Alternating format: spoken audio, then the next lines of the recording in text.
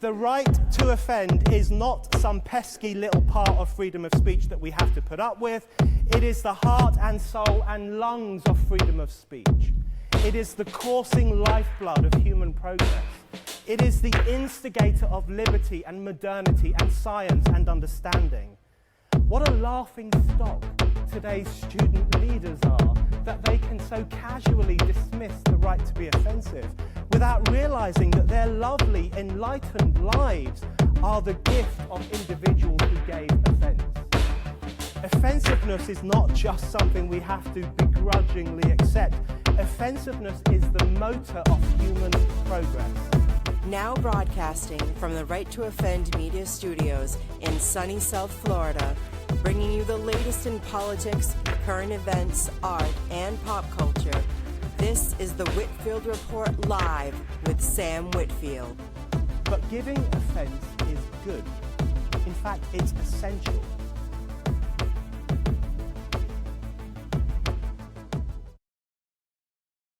And hello, folks. Welcome to today's Monday edition of the Whitfield Report. And by the time you're listening to this episode, this will be the week of Christmas.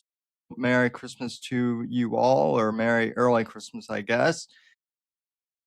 Happy for you all to be here.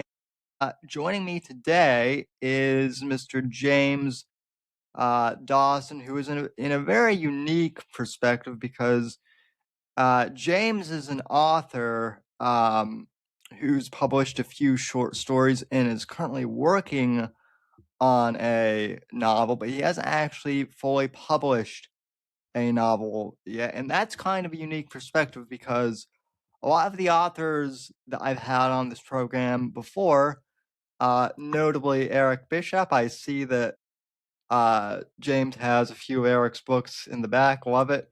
A lot of the authors I've had on have already published, a few books under their belt, or at least one. Mr. Dawson here is in the process of writing a book, as I understand it. So, we're talking to him kind of before he makes it big and whatnot, which I know he's going to because he's an awesome guy, and we've both been published in a few short story collections together, so that's awesome. But I want to welcome James Dawson to the program. How are you doing, sir?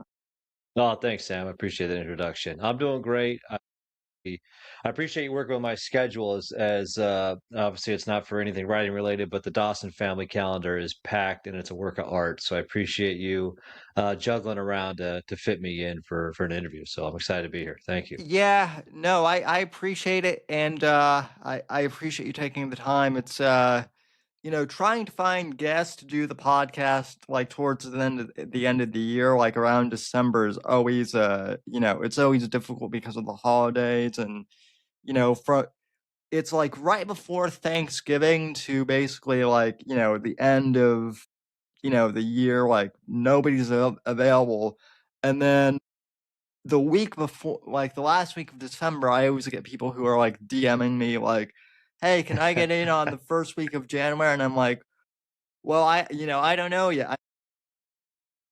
I've got like 5 other people messaging me too about the beginning of the year. It's all a juggling act with podcasting as well. So I certainly understand. Yeah, I think that's just life in general. This time of year is so jam packed with events and things like that, and we just working local family stuff, trying to get out to do some of the local holiday lights that we like to get out and go see. It's just hard to kind of figure out everybody's schedule and who can meet up when and what days work for what and who doesn't have anything else going on. So it's a juggling act in all aspects of life this time of year. Oh yeah. So well, just to kind of start off, what is your general background and whatnot? I guess just to start off. So Yeah, sure. Thanks. I've been let's see. Yeah, my day job, I'm a vice president of marketing for a local credit union here. So I work in the executive world of financial marketing. So people always ask my wife, like, "Oh, you're married to a banker?" She's like, "No, he is not a banker. He is not." I work in the creative side of the financial industry, which has its own storytelling aspects. But as far as the writing world goes, I've been writing in the novel world for probably about 10 years now. But when I met my wife, I was a part-time stand-up comedian, a part-time bartender, and a part-time bank teller. So I had three part-time jobs when I met my wife. Somehow she saw potential in me, and off we went. But as you're raising a family and building that lifestyle, telling jokes on the road and being a comic when you're not getting paid in a couple of Bud Lights and a half dozen chicken wings to tell jokes at a bowling alley in Eagle Rock outside of LA. It's not a great way to build a family relationship and a dynamic when you're gone in the middle of the weeks. Yeah. Kind of started I hung up that storytelling aspect of my life, and but that creative juice just didn't go away. And then when we had young kids, you're watching a lot of Pixar movies and Disney movies, and there's still that storytelling aspect that never went away. So about 10 years ago or 9 years ago, something like that, I wanted to write a book and tell some sort of story. And I was kind of looking at lengths of books that are written, and a big giant thriller felt overwhelming. Trying to get 90,000 words down on a page felt like a task Yeah. that would be a hard mountain to climb out of the gate. So I looked at middle grade novels are about 30,000, and that seemed like an easier jumping off point than something grander. And said we were watching a lot of Pixar movies, and you've kind of followed that story. They have a certain storytelling pattern Pixar does. You're watching a Pixar movie, so you can kind of get the gist of it. So I wrote a middle grade novel just to see if I could do it, and I did it. And it sits in a 3-ring binder down here on the back shelf, and 3 of my 4 kids have read it. The youngest, who's 7, I'm sure she'll be next, but that's kind of where that lives. And after I wrote that one, I was like, man, I wonder what's next. And YA, young adult novel, was 50,000 words, and then so I took up the NaNoWriMo, the National Novel Writing Month Challenge, in November, the following year, whenever that came up next, and did 50,000 words in 28 days. Something just a blistering pace for me, and for most writers to put that number of words down in that short of time. I was getting up at 4 a.m. writing till we had to get up and get the kids out the door and get to the day job, writing on my lunch breaks, stop at the library on my way home to write. And after those 28 days, I finished early because I hit the mark a couple days early before the end of November. I was fried. I just want to sleep in. I wouldn't mind, just taking a break. And I took a break, and I sat down a few weeks later to write. I had lost the whole tone, the whole voice of the story, how the character sounded. Oh And no. I just felt so intimidated sitting there. I would stare at the screen and just like, man, what was going on in this part of the story? And Yeah. it should have been close to wrapping up, and I just couldn't. And I just stepped, and I stopped. I stopped writing, and that was probably 2018 or so, maybe 2019. And then my oldest daughter, she's 14 now, so yeah, she would have been 9 or 10 at the time. And she just kind of kept asking me, "Hey, what's up with that story? What's up with that story you're writing?" It sounded pretty cool. It's um, about a cult that took over like a small mountain village, and that the whole mountain village is kind of ran by, the had this kind of joyous Santa's village vibe, kind of focused on, had this one hub that was kind of very Christmas related, and huge theme. And then, a cult comes in and kind of overtakes the city, the town, and the high school and stuff like that. But so she just kind of kept pounding me on it, and it was 2020, 2021. I discovered Jack Carr. Nice. I discovered Jack Carr, and I don't know if it was an interview, maybe he was on Rogan, I had no clue who he was.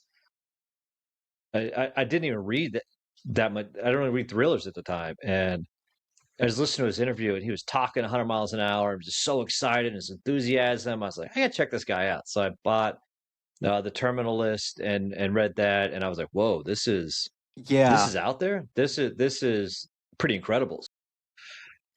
It kind of got me excited to write again. His enthusiasm for writing, how he talked about writing, how he talked about the process of it all, and then his book was so engaging. I was like, you know what, I got to finish that. I got to finish that novel. I got to finish that Yeah. YA novel. So I started taking the laptop to, our other daughters were doing ballet or whatnot, and I would just sit in the hallway while they're doing their practice and just crank out and just write. Then I probably filibustered on wherever this scene was I picked up on. It's probably now 8 chapters way too long because I was just trying to remember the voice and just typing away and cranking away at it. And then finally picked up again and I finished it. And it's way too long for a YA. It's like 70,000 words. So Yeah. I've done 0 editing on it. But I think my oldest has read it. And then I'm trying to think my 13-year-old son has read it. I think he probably read it too. And, and again, that sits in a 3-ring binder down here. I've done 0 checking in on it, but I think there's some bones and probably both of those if I go back and edit them. But that's still not my natural voice. I like to swear. I like to talk about kind of more heavy hitting topics and things, have a little more action, a little more violence. So, especially after discovering Jack Carr, I was like, I want to write a thriller. So I've been working on this manuscript now. It's gone through so many variations, and I think I finished it originally at about 90,000 words. And then I met David Putnam, who's a crime thriller author. He's got the Bruno Johnson series. Yep. And a few other books out there. At our Barnes and Noble out here, he's got a shelf and a half in the thriller and suspense section. So I met him randomly because the Barnes and Noble is right across the street from my work. And I'll walk there every couple of months. I'll just kind of go across the street and just walk the aisles and check things out. And this particular day, he was sitting there signing books. So I talked to him for a while, and he gave me his information. He was like, "Oh, you're a writer."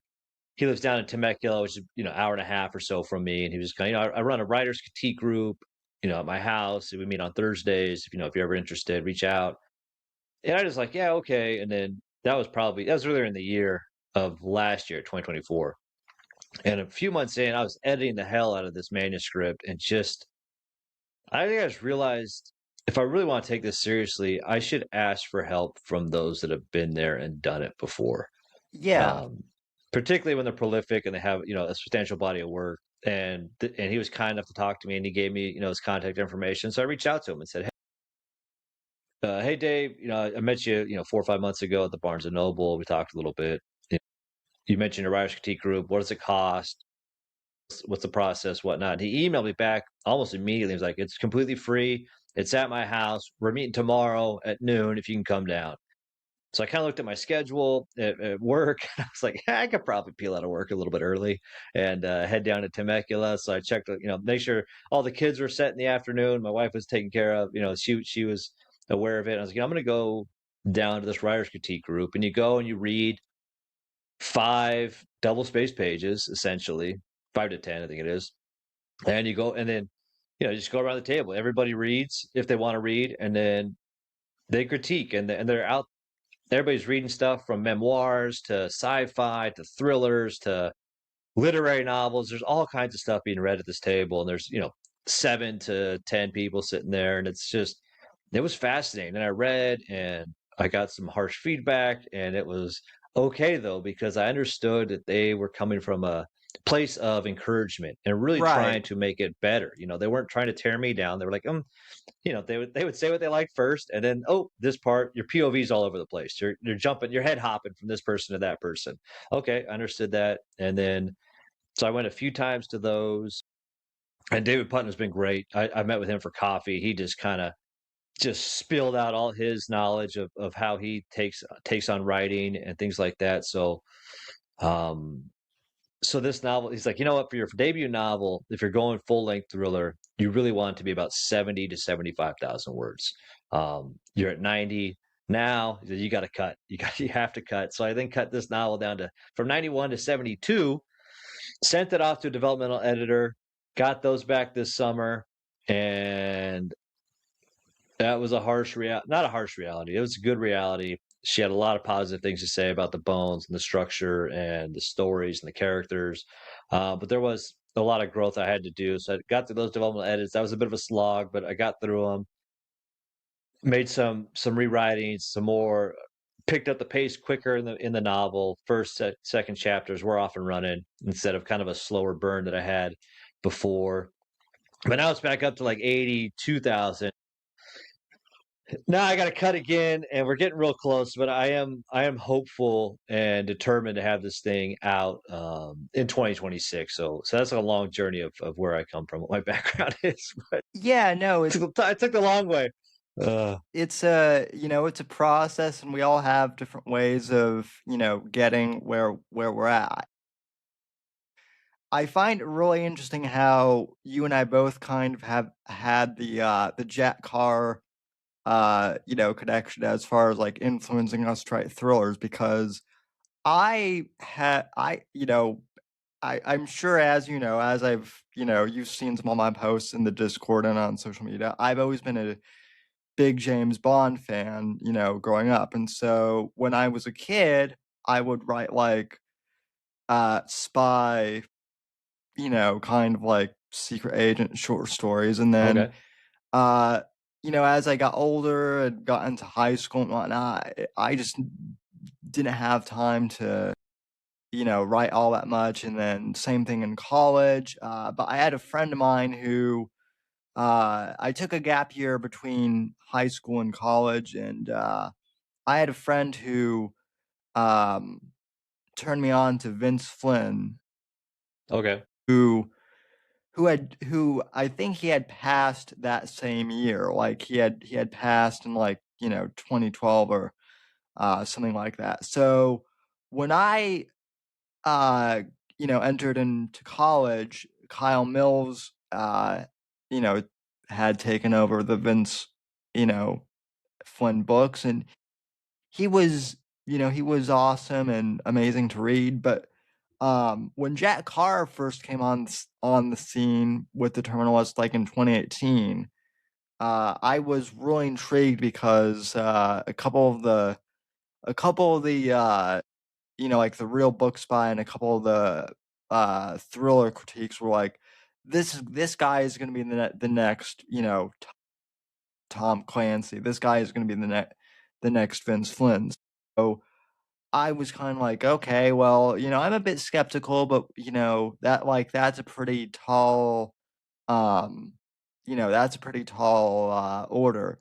And then I read the first book, and I was like, about a quarter way through, I was like, wow, if this guy can write like, a thriller like this, I want to do the same thing after I graduate. And so I guess it kind of re-sparked my interest in, pursuing like writing more as like an actual thing. So, Yeah. yeah, so it's definitely interesting how, I mean, Jack's inspired a lot of people to pick up the pen, I think. And then, I've self-published a few novellas, which has been an interesting process in and of itself. So, um, real Yeah. quick, How if many are I you up to now?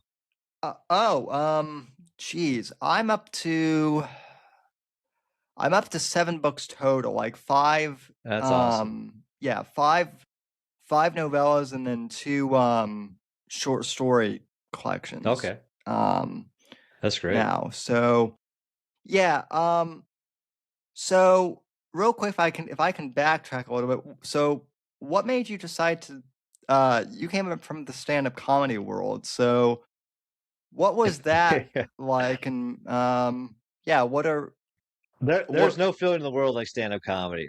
For better or worse, whether you bomb or yeah. whether you tear the roof off the joint, it's a feeling unlike any other.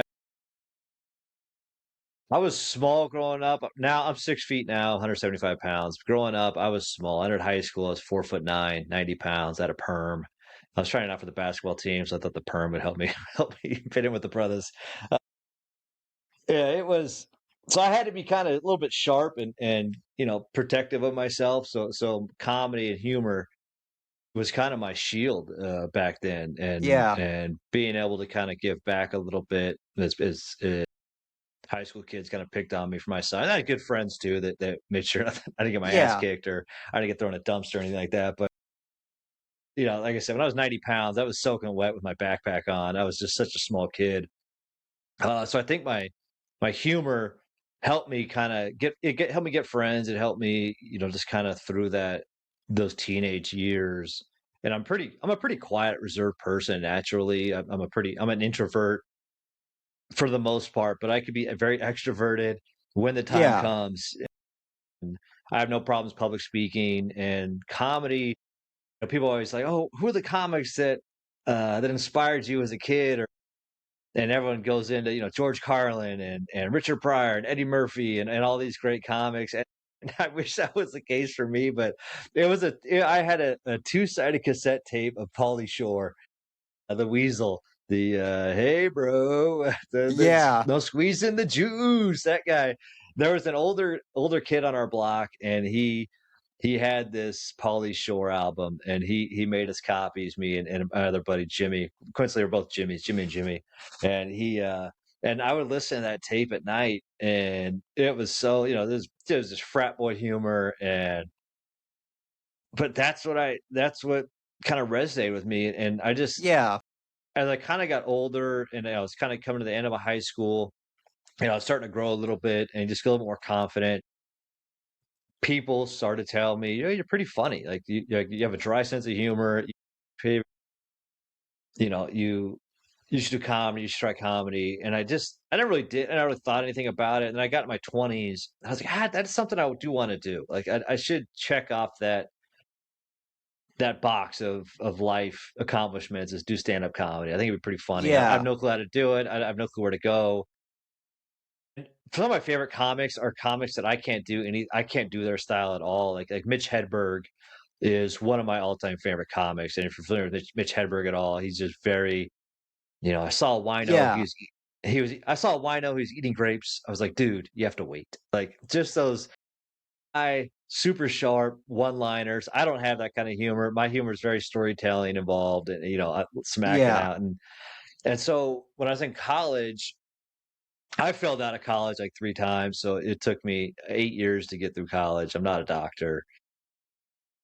So I was at Arizona State as I was wrapping up college, and was just, I'm like, I gotta try this comedy thing. But I didn't want to do an open mic at like a coffee shop or, VFW or something like that. I wanted to do it at a comedy club. And I found a comedy club in Scottsdale that to sign up like 4 months in advance to get on the ticket, and I did, and it was Super Bowl Sunday, and a bunch of my boys came out and supported me, and I was like, I'm gonna do comedy. Here we go, and I wrote down my whole act on like a one sheet of paper, just word for word. There were no, I didn't have bullet points. It was just the whole bit, 7 minutes of what I thought would be stand up comedy, and threw it in my back pocket and went up. It's surprising I didn't need it. I didn't have to pull it out during my first set, and there were a couple of decent jokes in there, but I didn't pull the mic out. I didn't touch the mic. I just, however it stood is how I stood. It was so awkward on stage, but you kind Yeah. of get that. You do it once and you get that feeling like, whew, man, that was cool. It was fun. But granted, like I said, it was 80% of the audience were my friends. It was a great time. We're having fun no matter what, even if I would have sucked completely. But it was pretty good.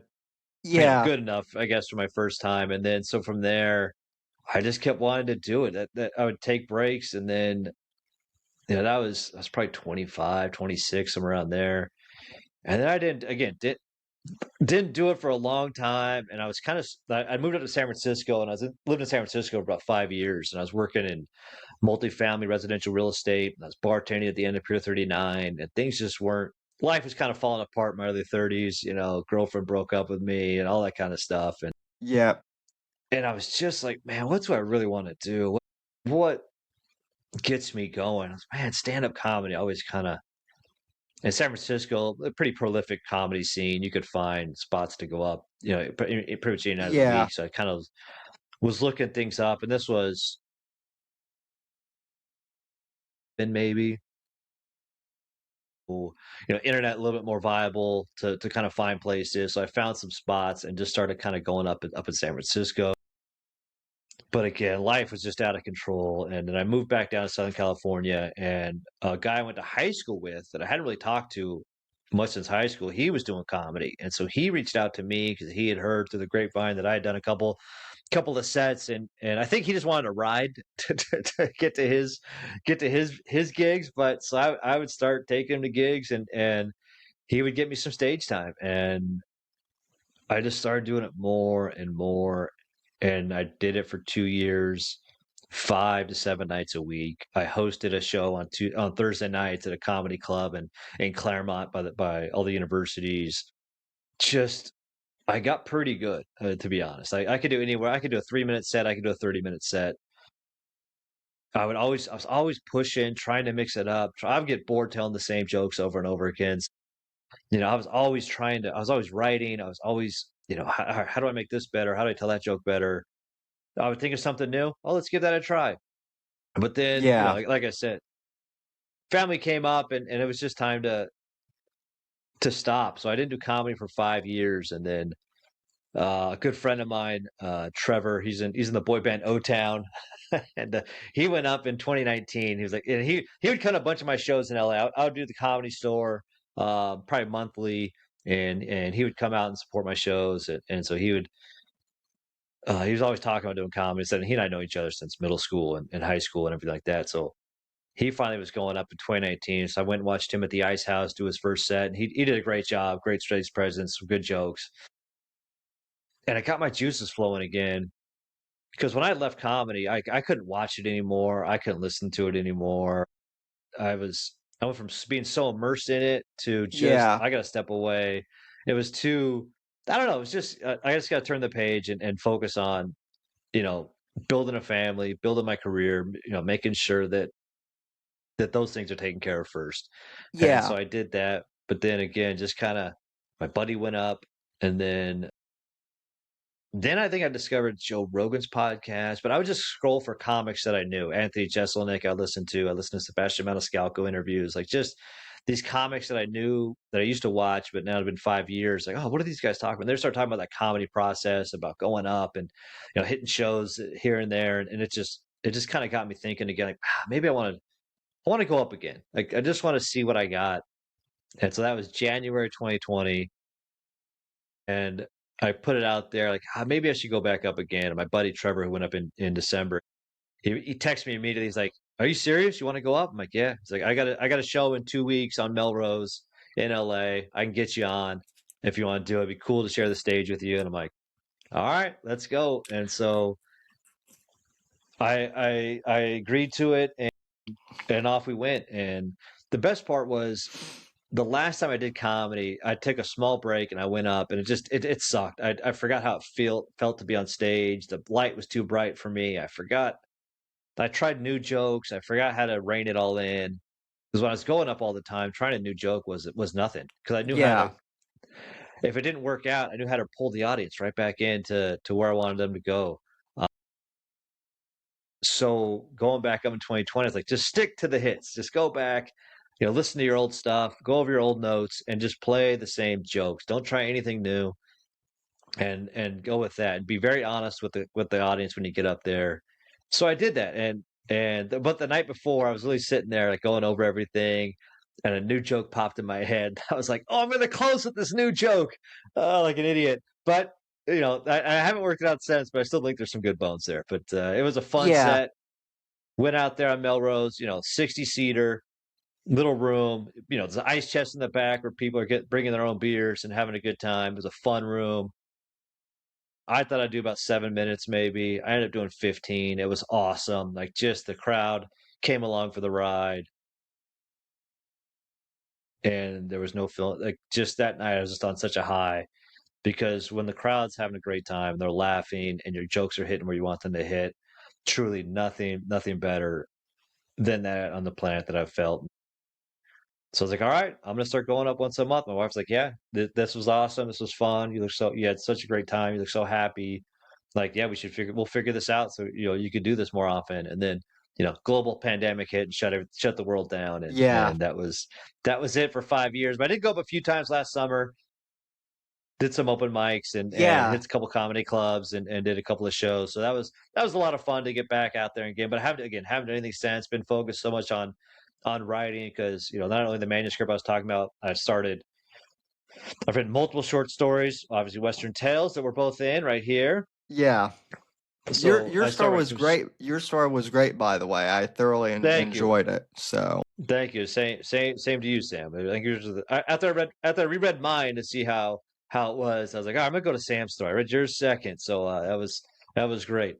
Thanks. Yeah, I've gotten a lot of compliments on that character who I put in one of my novellas, and I actually your episode is going out a week from when we're recording this. But I just interviewed T.G. Brown, who will be on the next episode before you, and he was like, "Oh man, I loved your story." So I was a bit surprised because I don't want to say that I wrote that as like a throwaway because obviously I put effort in.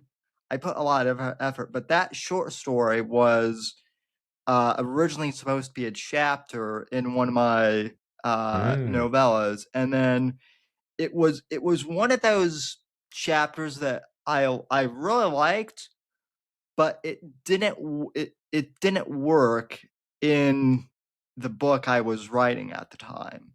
Um, Yeah. so I didn't throw it in the discard pile. Rather, I was like, I'm gonna put this to the side, and maybe I can use it in the next book, or something like. And then when the Western Tales thing got announced, I'm like, well, what if I try and rework this as like a short story? So I did that, submitted it, and almost immediately, I think it was Nate who emailed me. Nathaniel Hummel was like, Yeah. "Dude, this is awesome." So yeah, in regards to comedy, like you picked an opportune time, I guess, to kind of dip out because it seemed like there was a period of time, definitely like when I was in college, where political correctness, and I don't want to get like too political here, but I know you and I kind of are on the same, you know, end of the spectrum. Political correctness like killed stand-up comedy for a bit while I was, at least while I was in college, especially out in California. Where you couldn't joke about really anything because of trigger warnings and Yeah. safe spaces and all that. So it's like yeah, you kind of picked a good time, I guess, to dip out and then come back to comedy. Yeah. Yeah, I'm definitely glad I missed any of that kind of stuff. I never experienced any of it, thankfully. And my humor was mine's more self-deprecating than anything. And Yeah, some of the more edgy jokes, sometimes they play, sometimes they don't. And I certainly there was a time I went up on that was a Sunday or whatnot. I did a show out in Burbank, and I think if you're the comedian Jim Jeffries, the Australian comic, he's yeah, pretty big. I did a show, and I went up after him, which is never you don't want to follow these global headliners because they oh just man, smash it. yeah, They smash the show, and then I went up and I did okay, and he was super nice. Met him in the green room, and I went up after him, and so I was having this joke about like you know my liver. I was talking about drinking. I was single at the time. I was in my early 30s, like being right, single and drinking, and so I had this joke about like my and it just kind of popped in my head like my liver being so black, like my liver's so black, X, Y, Z, and I just didn't like. I just kind of glossed over it and did that set, but I was like, man, I got to figure this one out because I think that could hit pretty hard. And the roasts were kind of somewhat popular at the time, so I was yeah, driving home, and there's another Flappers, the one I hosted a show at, had an open mic on the Sunday. So I reached out to the lady that hosts that open mic. Hey, can you squeeze me in? Like, I got this bit I got to work out. Like, just one joke. Like, that's it. And it's about my liver being so black. And I literally went in there, room full, 20 guys, 10 of them were probably black guys. And I did 5 minutes of my liver is so black jokes. My liver is so black. It was raised by its grandmother. My liver's so black. It wears a red suit and waits by the phone on draft day. And I did that for 5 minutes. And the look on everybody's face, like, there was some like a lot of laughs, and then a black guy went up after me, and he was like, "Man, you have some balls, kid. Like, you have some balls." Like, I was like, "Well, which one was the best one?" And he told me which one was the best one. I'm like, "I agree." And so, like it was fun, and no one got offended. It was just kind of like, "Wow, I can't believe this guy say it." But the comic I always toured with, my buddy Jamal, he was a black guy. Like he so we cracked jokes on each other all the time, and nothing, nothing was over the line, nothing was offensive. Like He was Yeah, just we laughed and we had a good time, and he would take me. He was like, "I got you a spot tonight," and I would show up, and it'd be an all black comedy show, and I'd be the one white person there, and I would yeah, okay, like it's sink or swim time, and it was fun, and it was not there was nothing dangerous about it. There's nothing demeaning about it. There's nothing. It was just comedy, and that's what was great, and I think that's coming back now. Where I think kind of the Kill Tony shows where kind of the yeah, people are making cracking jokes on each other again, and it's good natured, it's good fun. Obviously, there's a line that can't be crossed, and obviously, you don't want to demean somebody to the point of ridicule, but sure. if it's you want to have fun, and if you're having fun and they're having fun, humor's humor. Yeah. Well, and, the other thing too is like you gotta have, thick skin with people making jabs too. And I mean, like that's the other thing is like my friend group and I like we would roast each other and just give each other shit all the time on, stuff. So what's interesting is uh like I have black friends who will tell like the most racist, sounding jokes about like, other black people, right? But it's all in good fun and they're not offended, but then some, usually it's some white you know, woman will be offended on their behalf or something. And that's always it's like, well, if it's like, well, if you want to be a killjoy, then maybe like comedy isn't for you or, something like that. So that's always, Yeah, yeah, humor's like anything. It's yeah, art. It's subjective. What one person finds funny, another person, will take it offensive, and I think I forget who said it, but the line's kind of, that joke wasn't offensive. You found it offensive, and because one person might find it offensive, the other person's gonna laugh, and yeah, there's certain subjects that I would never touch, and you see that with young comics. Young comics, when I say young, I mean new comics, like they they try to push the envelope too early, too soon, and they don't have the chops for it. And it's just not, open mics are tough gigs because there's 30 comics and it gets old hearing people trying to tell, rape jokes or racist jokes, and they're just not good at it. The subject probably shouldn't even be breached anyway, but they go for it in, the name of, free speech or, whatever they want to do as a comic, but you know, you can't land it as an open micer. And well, that's just the facts. well, the other thing is like podcasting has kind of changed things too a bit because like now, even just the format of you and I talking like this and, and not like people can crack jokes on podcasts and it's the format of podcasting. I don't want to say it's comedic entirely, but like people just it's like people have conversations, and like when people hang out, they crack jokes. There's that.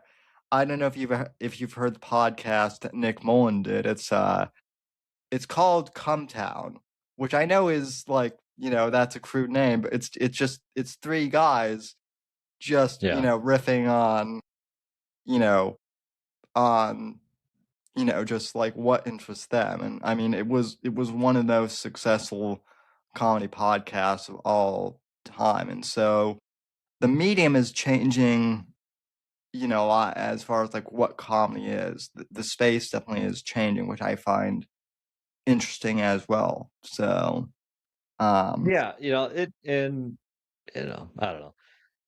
Podcasts are great and certainly have opened up a lot of people a lot of information. And also, it's just nice to meet people. It's nice to talk to people. Long form. Phones are down. yeah, Phones are off. We're not distracted by anything. I'm a Bears fan. The Bears are currently whooping up on the Browns out in the other room. Well, hopefully they were. They were before I jumped on here. So it's nice just to step away though, and meeting people. I went to BoucherCon. This was my second full BoucherCon. I went 3 years ago. BoucherCon was down in San Diego, which is a couple hours from my house, and I just went on the Saturday. that's when I first kind of was taking writing a little more seriously. I had no Yeah. public profile, but I'd finished the first draft of the manuscript, the crime thriller I've been working on, and I just kind of like, oh, let's check this out.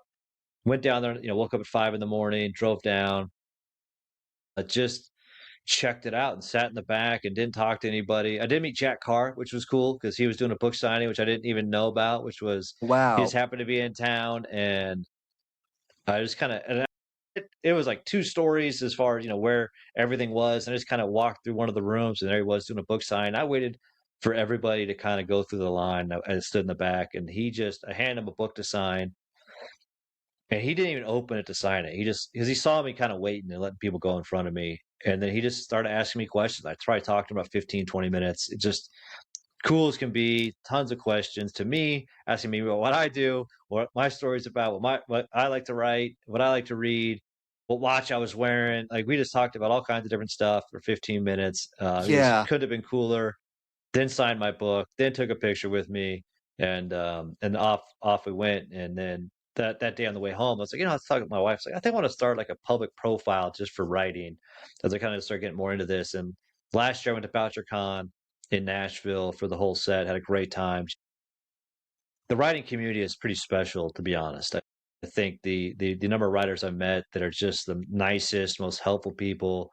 And then this year again, went out in BoucherCon, New Orleans, and then I got a few books here. So you got Paul White, Cam Adams, John Stamp, Chris Mullen. Met these guys. John Adams I'd met before, Chris Mullen I met before, but then this last year out in New Orleans, we really got along well. We had lunches together. We hung out quite a bit, attended Yeah. sessions together. Just salt of the earth guys, super nice, super helpful. Everybody kind of pulling for each other, pushing for one another, support one another, and just you meet these people. Steve Stratton, I know, is a friend of the program. I met him last year, and then I ended Steve up is being awesome. yeah. Steve's like one of the nicest human beings I've ever met in my life.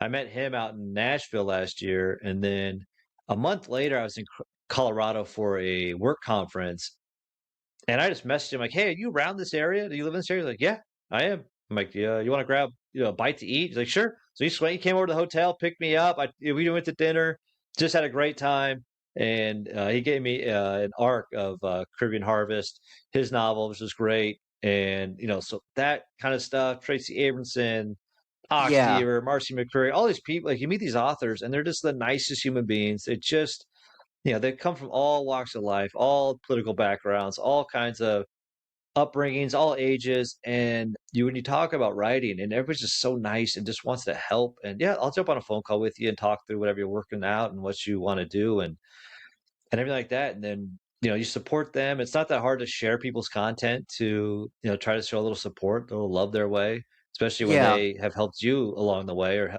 took time to talk to you about what you're going through. So nothing Well, better in this community, to be honest. yeah, well, so that's kind of the surprising thing for me because when I've been podcasting since like 2008. I've been doing like the medium of podcasting Nice. for me, like I've been at this since the beginning. And I don't even mean that as like, a brag or anything. It's just, I got into this medium before anyone really knew what it was. And to see how it's grown, and really right now we've been in like a renaissance, and it's really, it's awesome because when I started, you kind of had to be in a, well, first off, no one really knew what it was for like a real, for a really long Yeah. time. And then, people were kind of people would kind of put themselves into categories. And now, I mean, it's categorized somewhat as far as you've got to choose a category to put like on iTunes so that people can find and whatnot. But like now, people will have you know like I'll talk to an author one episode, and then the Wednesday show, like that's usually when I do news and politics and covering certain events. But then Okay. other times I'll just riff on whatever. So there's really no set rule anymore, and it's been really what's been interesting for me is um I didn't really plan it this way, but around the time I started to get into writing,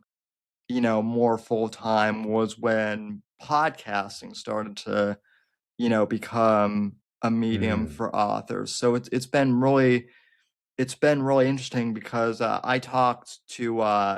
actually talked to Kyle Mills, um, earlier this year on my show. Before we went on, he was like, "Yeah, this is a new experience for me. Like authors, we never used to have to do podcasts before, Yeah, and now, like publishers are telling us, that like it's a good idea to, like podcasting is the new interview format. So that's, absolutely.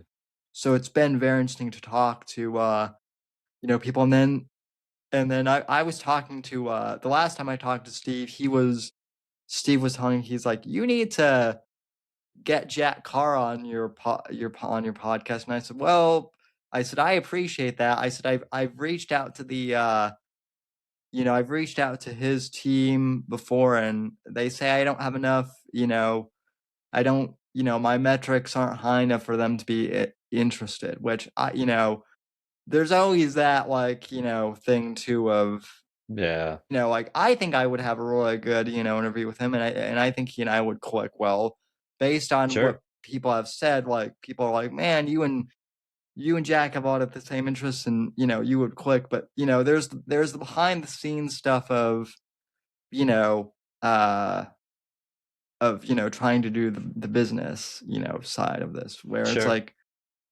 the nature of this show has been like one episode I'll be talking to you know a very successful author like Kyle Mills, and then the next episode I'll talk to a complete unknown. Yeah. And This guy. in both conversation, and what I tell people is I find both, types to be very informative. I think if I only tried going after the big names, then sure I could maybe do that, but I don't think it would be as informative. So yeah. Yeah, and I asked Eric Bishop that because he had me on his podcast a couple months back, and I was like, why the hell do you want me on here? He interviews, quite a bit of prolific authors that have, pretty substantial bodies of work. I'm like, why the hell you asked me on here? And he was just very honestly, you have a different perspective that isn't, deep into publishing for a decade. You get to talk about, the startup spots of it and what you're Yeah. working on, how you kind of plugged away here in these early days, and I do appreciate that. It adds a new dynamic to, like you said, to the learning experience, to the, like I said, yeah, I'm not Kyle Mills by any stretch of the imagination. Even TG Brown, like that guy, he's awesome. I did a podcast with my first podcast did with him on Ryan Persimmon's podcast, the and I quote, and Yeah. he was on there. That was the first time I met him. He and I had a great time on there. So he's a great guy, and he's turned out a bunch of great stuff. I was just reading his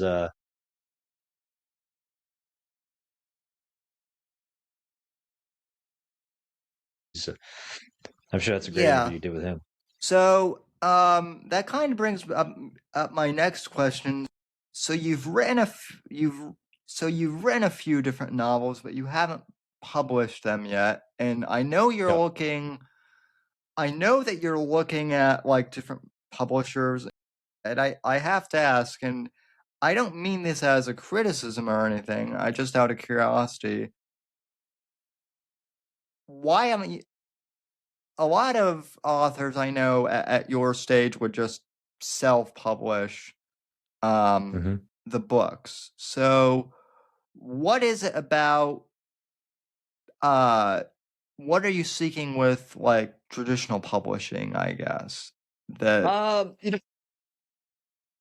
know, I'm not sold on either, to be honest. Like I met with a hybrid publisher early last year about it, and that just didn't seem right to me. Forking out, quite a bit of money What for what them do to help me publish. what do you mean So like a by a hybrid. hybrid publisher? So it's basically you pay them quite a bit of money, and then they get you into Barnes and Noble and the bookstores and help. They Uh, bring on the editing team and the and the book cover team and that kind of stuff. yeah, And from there, so I met with them and I got their proposals and what they wanted to do, and I was like, yeah, I'm not taking out a second mortgage on my house to get this out. I think we could do it for better. And some of it comes to that kind of old school mentality. And I was talking to Eric Bishop about this, and I'm trying to really change my thought process on, because book publishing, for whatever reason, feels like the only art form that if you go indie, somehow you lose credit. But if you're like an indie musician, you're the toast of the town. And then when you go to a big record label, somehow you're a sellout, right? And if you do yeah, if you're an indie, if you make indie movies, you're kind of cool and hip. But then once you go to a big studio, you sold out to the big guys. But for some reason, books have this other a flip side of that where oh, you're not able to make it in the publishing world if you went indie. But that has definitely been changing yeah. recently, and I've certainly been changing my thought process a lot about it, listening to interviews with agents. Jeff Clark had a great interview with I want to say her name is Jessica Berg, who is Roselit, a literary agency, and she talks about the authors she works with. She tells them you have to do both: be indie published and work on this Yeah, other traditional form of publishing. So I'm really understanding that a lot more, and I will, like all the likelihood, be putting this novel out myself next year. So yeah, that will be the plan. But I just want to make sure it's as good as it possibly can be, and yeah, and I've learned a ton through this novel and this writing process for this first one. I have a couple manuscripts already in the works. I have a sequel to this one that was up to 60, somewhere in the 60,000 word count, and then Google Docs up and deleted it, and they told me it was my fault, which made me very angry at Google, yeah. That and happens. had me switch over to Proton for my emails. Anyway, yeah, so I have that manuscript. Also, I have a standalone I've been working on. It's about 56,000 words in already. Again, but I set that aside to get really focused in on these edits on the first manuscript. It's time, and I want to enter the fray of book publishing to kind of throw my hat in the ring and start learning the other side of it, the book selling side of it, to Yeah. the marketing pieces of it, figuring out those, you know, whether Well, it's how the rest of it works, how that other side of it works, because you could write and throw things into a stack under here in another thriving binder, or I could step up to the plate and put it out there. for me, for me, the reason why I chose to like self-publish the first Shadows of Deception book when I wrote my very first one, which my first one is not like, I mean, it's good. It's good. I mean, I had to do kind of like a rewrite of it after I published like the first volume, so now Hmm. there's like a second edition. I guess for me, because people always ask why I self-published it. For me, it was one of those things where like I felt like if I didn't do it if I didn't do it, I would just be one of those authors who uh would show up at a party and was like, "Well, I'm writing a book," and then 5 years later we're at the same party. "Well, I'm still writing that." So, yeah, so I just I feel that completely. I feel that completely with this manuscript I've been working on. Like I've been working. It's been a couple of years, since I finished that first draft, and yeah, it does feel like it's taking forever. But I also try to give myself a little bit of slack because I have a busy life. I have 4 kids. I got a yeah, job. I have we are. I have to write at 5:30 in the morning. Now that's when my alarm goes off, and I'm squeezing in whatever I can before I got to get the kids up, and we get make breakfast on the table, and we got to get out the door for school and jobs and all that kind of stuff, and then you know the rest transpires from there. Afternoons are jam packed with other stuff, so it's just I only have a finite amount of time to work on this, and so I try to give myself a little bit of slack on how long it's taking, but also it gets very frustrating because, like you said, like I'm tired of showing up and like, yep, still working on it. Yep, still working on it. So that was going to be my next question. So you actually do have like a set writing schedule then? For the most part, yeah. I set, coffee pot starts brewing at 4:30. So by the time I get up, coffee's ready to go, and I'll either sit at the kitchen table or I'll be back here at the office and I'll write until 6:30 is when I got to get the kids up and start Man, moving and get ready for work and everything like that. So it's a sometimes it's an hour. And if the kids, our son was in water polo for a while last year, so I would sit at his practice pool on the side of the pool deck and write for 2 hours, and that was great. So I would get that extra time here. So, but right now it's predominantly first thing in the morning. Before the sun's up, I'm sitting at the laptop and hammering away at the keys.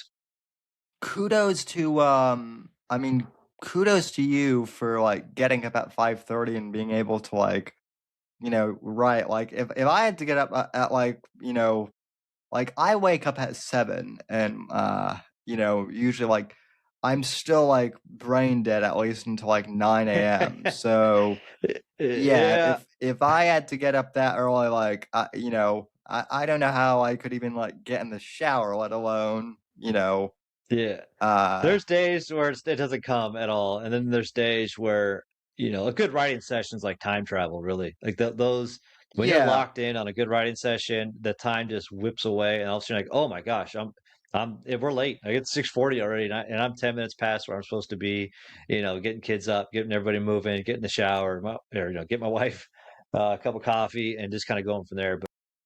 That's the time I have right now, and maybe that'll change, as the kids get older and start moving on to other things. Maybe the calendar will change a little bit, but yeah, for me right now, it's early in the morning, and there's nothing else going on. The house is quiet, the dogs are still asleep, the kids are still asleep. My wife's even she might be asleep or not, but and I'll just you know sit around and do what I can. yeah. Well, I mean, I have the advantage of being, a single guy of, for right now without any kids and whatnot. And Yeah, like and that's kind of like the other, joke I make with my friends that, well, I want to make it big in writing so that, so then, once I, have a wife and kids, I already have bank, coming in from my books once I'm, that's right. a famous author. I don't know if that's actually going to happen or not, but, like, hey, it would be nice. The Jack Carr's got that saying, like, I can't guarantee you it'll be a success, but I can guarantee you it won't be a success if you never do it. So, Yeah, you got to yeah. keep it plugging away, and that's kind of how I feel. So, What we plug away, we work, and what did you think of Cry Havoc? I see that was I haven't read it yet. And this really, is his first novel that I didn't dive into right away because I was trying to get through my TBR. It came in and I wanted to read Supreme Justice because Eric had me on his podcast. I yeah, was reading a couple other things. I think I was reading Casino Royale because I just started reading Ian Fleming this year. My first time, I just started diving into. I got an old vintage collection of Bond novels that I just started recently. Been picking these up. So I read this year. I read From Russia with Love and then Casino Royale. Um, uh, Working on through those. audio. So I listen to audiobooks, and yeah, the Bond audiobooks are, I mean, are fantastic. Nice. Yeah. So just been trying to work through some of the authors that I know personally, get through their books a Yeah. little bit faster before I will get to Cry Havoc because, like I said, Jack Carr, he certainly got me into this world of thrillers and writing, and I have all his novels for sure, and I like to support him when I can. So Yeah. I took my dad to his book signing last year when Red Sky Morning came out in Scottsdale at the Poison Pen. So my parents live out in Arizona, so I drove out there for one weekend and then took my dad to see Jack Carr, and we had a good time out there. So that was a fun event and whatnot. But Yeah, there's so many books I want to read. Like everybody keeps producing more stuff. Whether it's Terrence Mayhew or Luke and Nathaniel, those guys, and everything else that people keep churning out. I'm like, man, there's so much to read, well, which is a good thing, I guess. yeah, well, I mean, I mean, I'm always happy to like send out copies of books to other people in the community. So like I'd be happy to I'd be happy to have you, beta read my next book, But yeah, send it my way. I'd love to. if you want. I don't know if you've read any of my other work at all, but I have not, I have so not. But if you got a place where you want me to start, you send it my way, and yeah, I'll you point me in the first book you want me to read, and I'll read it. I'll that throw it in the queue. yeah, no, I mean I'm glad. Yeah, I mean one of the things is like, yeah, I'm with you. Like I have so many books on I have so many books on my TBR pile, as far as like what I want to read, and there are only so many hours, in a day, and so many days in a month, and so many Yep. months in a year, etc., etc. So Yeah, and you want to write, and you want to write, and yeah, and you have your own stuff you want to do, and it's yeah, it's a commitment for sure, and it's like I appreciate the pages I do get to turn and the authors I do get to support, and yeah, if you tell me which book to start with of yours, I'll pick it up and yeah, it's a fun community to be in. It's the one thing I always tell new writers starting out is uh if you want to like if you're actually serious about this, you actually have to put the time in, to you know you actually have to put the time in, because I've noticed a lot of people, not everyone, but certainly some people, they see me interviewing, all these other authors, and getting copies of other people's books, and they think, oh man, Sam's getting all that free and he's talking to all these cool people. I want that. And it's like, well, I'm getting those free books because, it's not just gifts.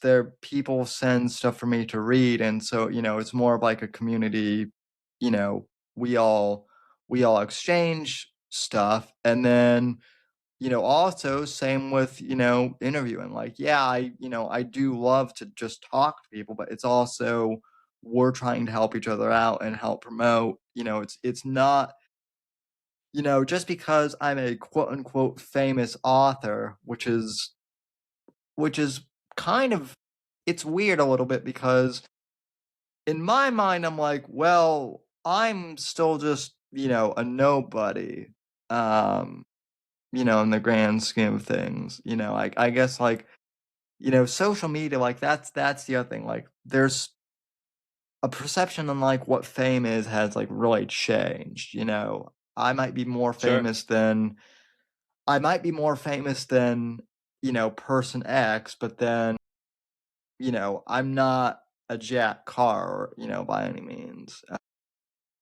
You know, I'm if I'm lucky, I might get the chance to, meet Chris Pratt, you know, one day.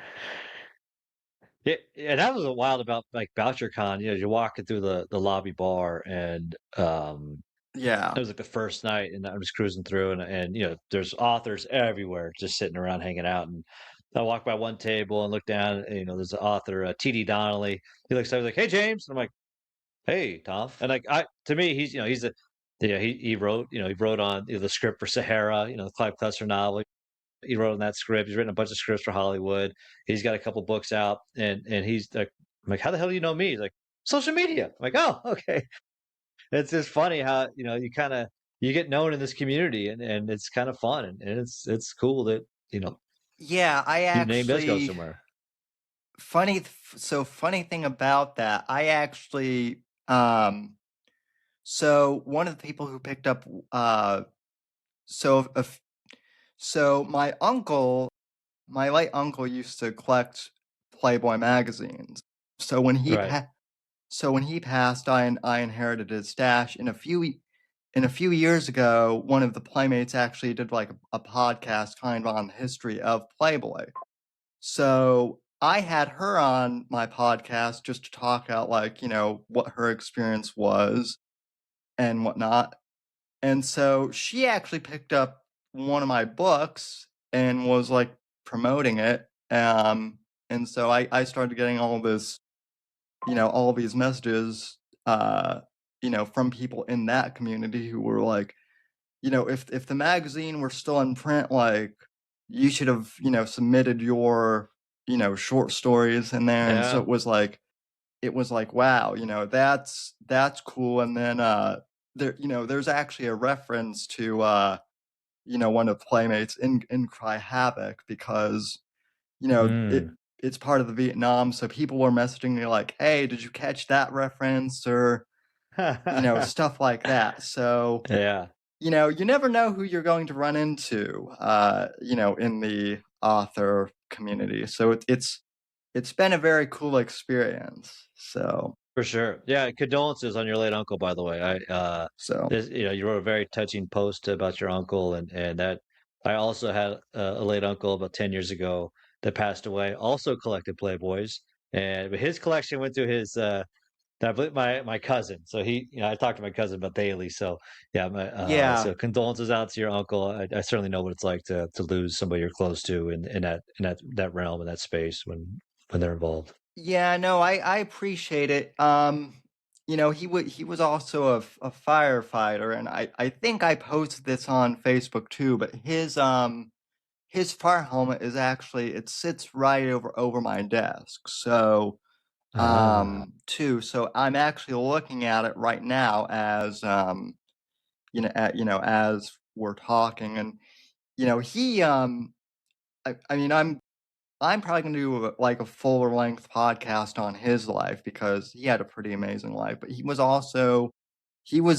he was one of the ones who, when I was a kid, he encouraged me to, pick up the first James Bond nice. novels. And uh you know I was one of those kids where young adult literature at the time in the 2000s just was like, it was really predictable, and just really, you know it wasn't anything that captivated my attention. And so Okay. he was one of the ones where, well, I know you like the movies, the James Bond movies. You might like the books too, and they're not super long either. That's the other thing, is getting through a 500-page novel, to me at least, seemed super daunting. Yeah. And now, even as a writer, like, my books aren't super long either. So I think that's the other thing, is reader appetites are kind of changing too. We're kind of going backwards.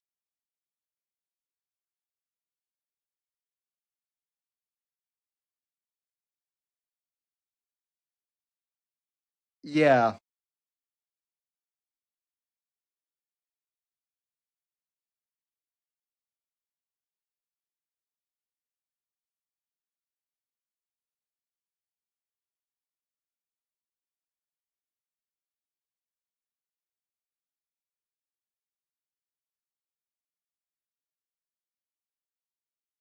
Yeah, I mean, look, the whole thing with Veritas that was cool too is, like, Veritas is the only outlet that I've submitted to that has published my other work. I mean, I've submitted other places, and I've self-published stuff. Like, that's the other thing too, is if you don't get picked up anywhere, then you might say, okay, well, I've tried everything. Um, it might be time to self-publish. The other thing too is, um, I think a lot of publishers, they see that you have published stuff, and so then when you submit stuff, they might be able to say, well, James actually has written stuff, so he actually knows what he's doing. So that's always helpful too. There's no one way to go about this, is the thing I've learned. So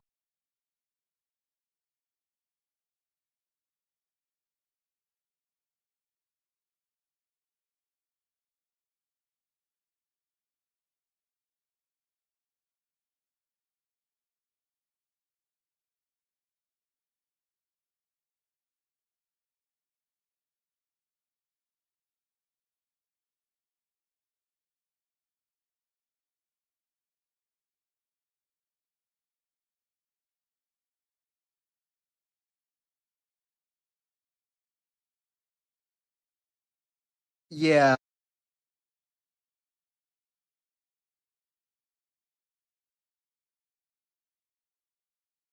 yeah.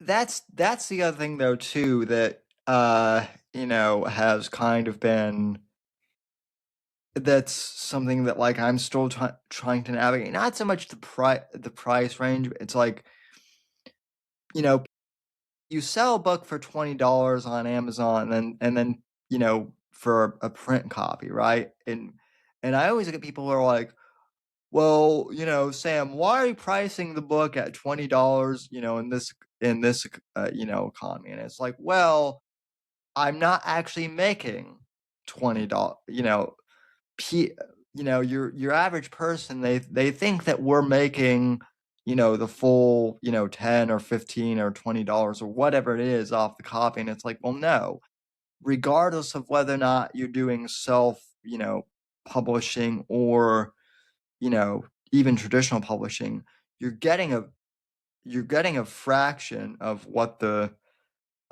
book sale actually is. The reason I, price stuff at like, 15, $20 depending on the book length is so that I can actually make like, $6 or, and have like a royalty that is actually worth, is actually like worth something as opposed to, just 75 cents or something.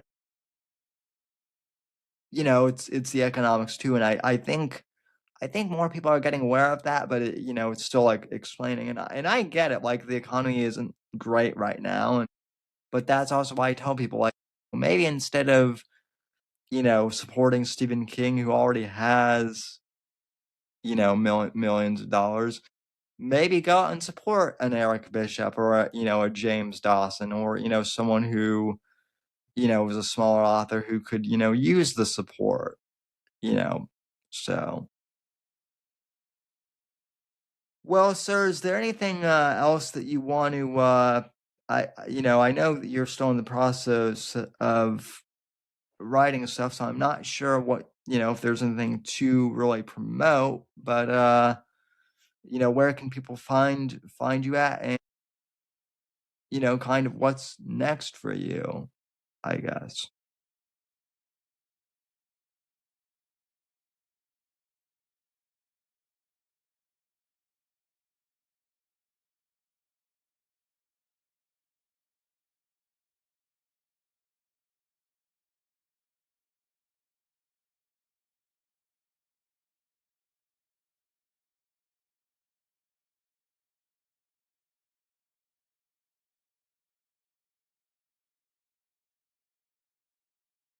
Yes.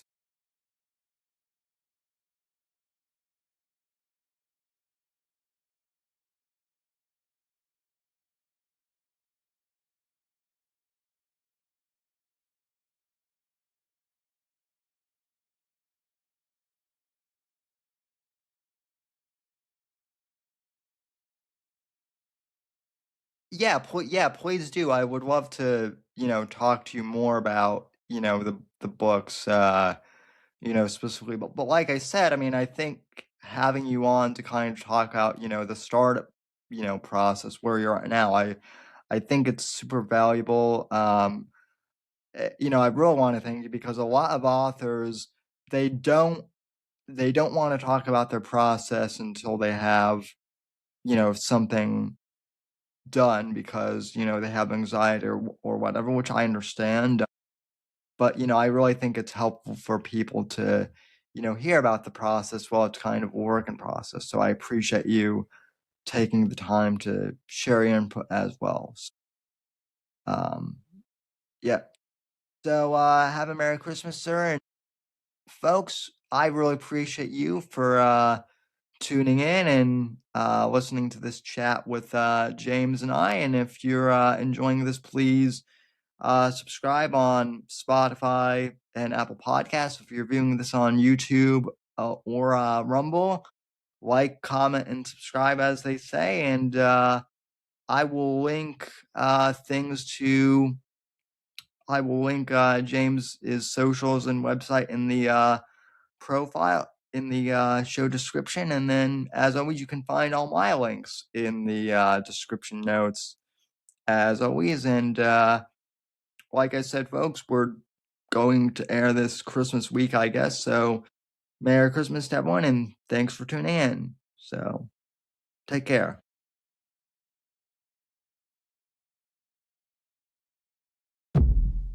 The right to offend is not some pesky little part of freedom of speech that we have to put up with.